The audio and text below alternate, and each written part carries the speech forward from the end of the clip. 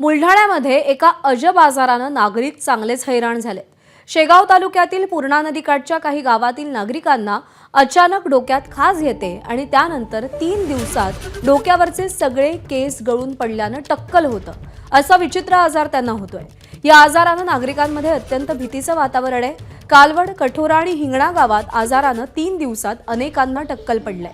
कालवडमध्ये 13 तर कठोरामध्ये 7 लोकांना पूर्ण टक्कल पडल्याचं समोर आलंय। आरोग्य विभाग या गावात पोहोचला असून गावामध्ये सर्वेक्षणाचं काम सुरू झालंय।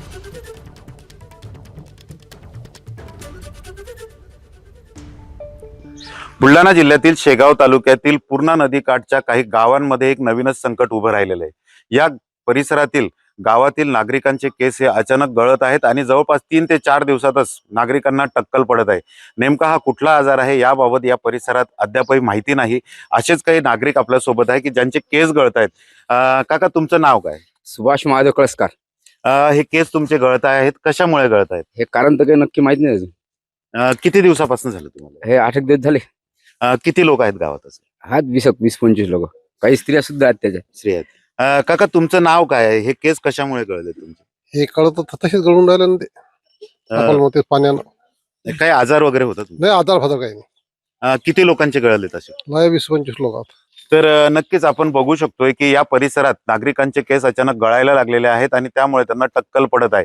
मात्र हा आजार कोणता आहे किंवा ही कोणत्या परिस्थितीमुळे गळत आहेत याची परिस्थिती अद्यापही आरोग्य विभागाच्या लक्षात आलेली नाही आणि त्यामुळे या परिसरात आता भीतीचं वातावरण पसरलं आहे। कॅमेरामन शांतारामसह डॉक्टर संजय महाजन, एबीपी माझा, बुलढाणा। दरम्यान या विचित्र आजारासंदर्भात बोंड गावातल्या ग्रामस्थांनी काय प्रतिक्रिया दिली आहे पाहूया। गेल्या 10 ते 15 दिवसांपासून शेगाव तालुक्यातील बोंडगाव येथील 10 दिवसापूर्वी महिलांची अचानक केस गळती व्हायला लागली आणि त्याचं प्रमाण इतक्या जोरात होत आहे की आतापर्यंत म्हणजे पुढच्या 5 दिवसातच एकदम टक्कल पडले आणि त्याच्या रुग्णात आता 20च्या म्हणजे 20 पेक्षा जास्त संख्या झाली आहे। प्रत्यक्ष तशी सर्वे केला असता त्याची संख्या म्हणजे काही नागरिक भयभीत आहेत आणि ते सांगू नाही शकत आहेत। त्यांच्यामध्ये भीतीचं वातावरण आहे आणि आरोग्य विभाग याच्यावरती तात्पुरता सर्वे करून याची म्हणजे पाण्याचा नमुना तपासतो किंवा केसांचा नमुना तपासायला पाठवला, पण आतापर्यंत कुठलीही ठोस कार्यवाही झालेली दिसत नाही। बोंडगावचे सरपंच रामा पाटील यांची ही प्रतिक्रिया आली आहे, तीही आपण पाहूया। मी सरपंच रामा पाटील थारकर, बोंडगाव कातखेड ग्रामपंचायत। गेल्या 10 दिवसापासून बोंडगाव येथे केस गळतीचं प्रमाण चालू आहे आणि त्याची तीव्रता एवढी आहे की एका घरामध्ये जर एक पेशंट निघलं तर तिथं दुसरं तिसरं असं करून ते 4 ते 5 दिवसामध्ये पूर्ण टक्कल होत आहे।